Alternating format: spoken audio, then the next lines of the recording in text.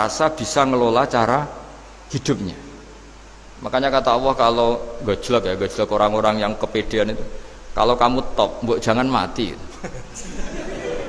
Itu falaula in kuntum ghaira madinin tarji'unaha in kuntum shadiqin. Kalau kamu merasa top itu jangan mati. Di mana-mana mati itu tidak top. Falaula idza balaghatil khulqum wa antum khina idzin tanzurun. Mbok ketika nyawa kamu sudah sampai kerongkongan, kamu tarik lagi supaya kamu tidak mati. Mati itu tidak top. Katanya kamu top kok mati. Jangan mati. Kalau top itu jangan mati, jangan miskin, jangan tua, jangan jadi jelek. Pokoknya top terus gitu. Itu digojlok sama Allah. Tapi orang itu lupa bahwa ketika sehat begini kita seakan-akan ngelola kehidupan. Nah gara-gara merasa ngelola seakan-akan kalau mati lalu saya gimana ya kalau mati? Di kuburan ngapain? Terus ngantornya gimana? Kerjanya di mana? Ya udah usah begitu. Nah ini di sini pentingnya tauhid. Orang dilatih berpikir al-khalqul awal. Afa'ayina bil khalqil awal. Kalau dalam bahasa Yasin disebut kul yuhihal ladzi ansha'aha awwala marrah. Jadi agama itu orang dilatih membayangkan pertama hubungan kita dengan Allah. Misalnya manusia pertama itu siapa? Adam. Adam bisa berpikir, bisa berlogika, bisa jalan-jalan, bisa macam-macam. Tapi andaikan Anda jadi Nabi Adam, mesti melihat kekuasaannya Allah itu begitu nyata. Karena saya materinya dari tanah, ternyata saya bisa berpikir.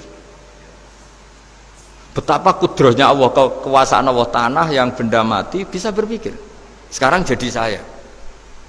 Sehingga kira-kira Nabi Adam kalau ketemu tanah itu ya, kalau mau maksiat, wah ini tanah ini pasti komplain.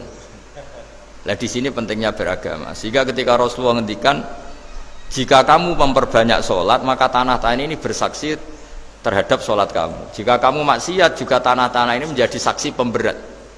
Itu kamu tidak jagal sama sekali, karena manusia pertama yang bernama Adam yang bisa berpikir itu materinya dari tanah. Jika kita tidak janggal ketika tanah disetatuskan bisa bersaksi. Tapi setelah kamu berpikir tanah itu bisa dicangkul, bisa dijadikan berhala, dijadikan kendi, dijadikan macam, seakan-akan tanah itu ya benda yang tidak penting. Tapi Nabi itu beda dengan kalian. Nabi tahu betul tanah ini makhluk Allah yang bisa berpikir. Sehingga Nabi yang ngendikan kalau kamu sholat sunat atau beribadah sebaiknya jangan di tempat yang sama, biar yang menyaksikan kamu sholat itu banyak. Kita mungkin kan masa bumi bisa bersaksi. Tapi andaikan Anda Nabi Adam itu tidak akan janggal seperti itu, karena dia tahu materinya dari tanah dan ternyata jadi mata yang bisa melihat, jadi telinga yang bisa mendengar. Makanya Allah selalu mengingatkan, ingatlah al-khalqil awal, afayina bil khalqil awal. Karena khalqil awal ini yang menjadikan fitrah beragama yang baik.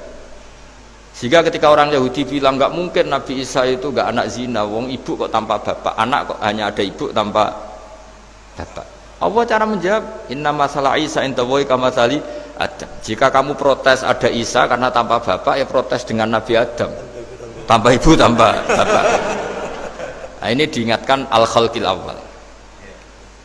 Makanya Yasin bilang kul yuhyihal ladzi ansha'aha awwala marrah.